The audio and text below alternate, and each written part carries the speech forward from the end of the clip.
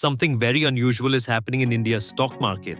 Foreign investors are not just selling Indian stocks, they are selling at a historic pace.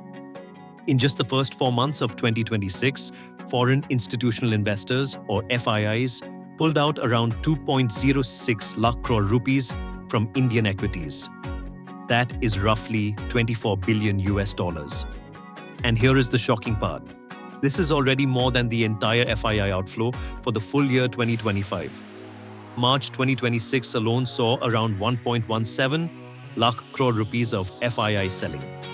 That made it the worst month for foreign selling in Indian stock market history. But this story is not just about panic, it is not just about one bad quarter, and it is not simply about foreigners losing faith in India.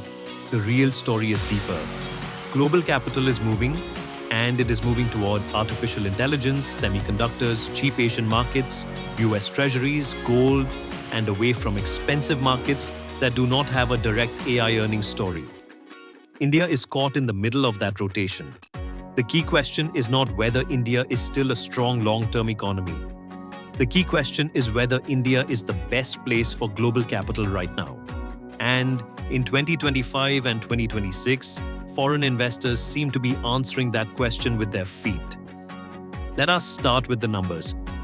In 2025, FIIs sold around 1.66 lakh crore rupees of Indian equities. That was already a record annual outflow.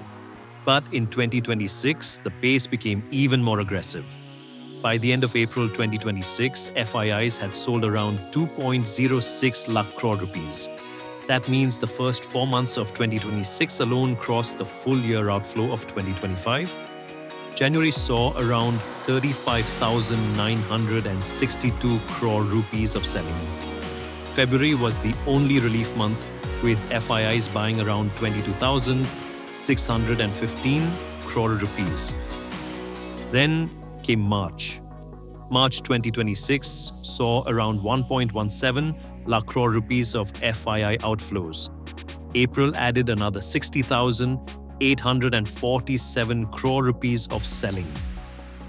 So this is not a small correction, this is not just one fund exiting. This is a large-scale reallocation of global money, and the ownership data shows the same structural shift. FII ownership in Indian equities dropped to around 14.7% in April 2026. That is the lowest level since June 2012. A decade ago, in April 2016, FIIs owned around 19.9% of Indian equities. So this decline has not happened overnight. It has been building for years. At the same time, domestic institutional investors, or DIIs, have been gaining power. DII ownership reached around 18.9% in March 2026, an all-time high. Inside the Nifty 500, FII ownership fell to around 17.1%, while DII ownership rose to around 20.9%. That is a major change. For a long time, foreign investors were seen as the powerful marginal buyers in India. Now, domestic money is becoming the stabilizing force. But there is an important twist. FIIs are not completely abandoning India. They are selling heavily in the secondary market, meaning existing listed stocks. But they are still participating in India's initial public offering market.